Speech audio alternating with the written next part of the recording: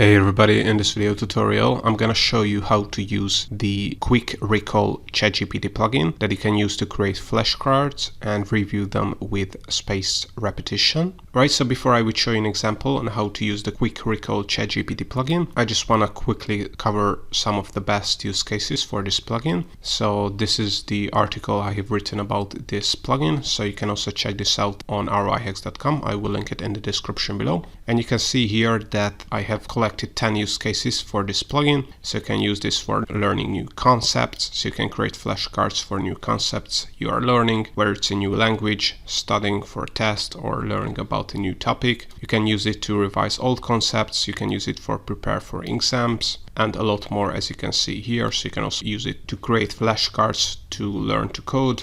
And in this article, I also share about some of the best prompts you can use this plugin with. So if you're interested in these prompts, make sure to check out this article in the description below. And you can also get access to a complete database of all currently available ChatGPT plugins that can be installed from the ChatGPT plugin store. You can search this plugin database by category, plugin name, description, and get quick access to ChatGPT plugin video tutorials, the best use cases and prompts for all available ChatGPT plugins. The database can be downloaded for free, but you can also support the maintenance and the frequent updates of the database with a small donation. Any support is appreciated. You can get access to this database by using the link in the description below.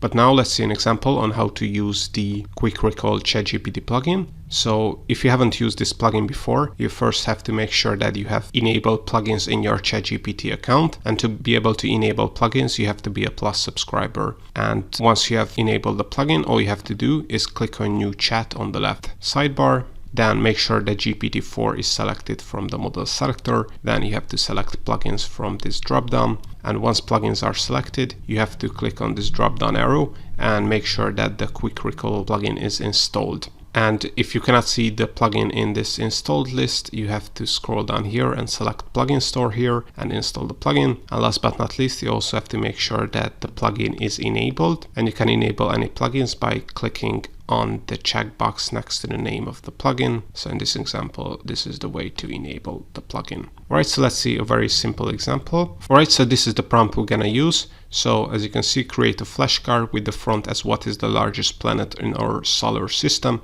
and the back as Jupiter. So basically you can use this plugin to create a lot of flashcards. You can also delete flashcards. And if you have a lot of flashcard collections, you can use the plugin to basically use the flashcards for any kind of learning project you have. You also have to create an account, of course, for this QuickRecall plugin. When you install the plugin, you have to log in into your account. And if you do not have an account yet, you can sign up for this QuickRecall service very easily. I have already done that. This is the reason I'm not going to show you right now. So add your prompt and then click on generate here. And this is the we have received from ChatGPT. As you can see, you don't have to use any kind of function or code. You can use natural language, and ChatGPT is clever enough to know that it has to use a QuickRecall ChatGPT plugin. So as you can see, it has translated our natural language prompt to this request to the QuickRecall plugin. So the front is this, the back is this, and it has created the ID and the flashcard in this application.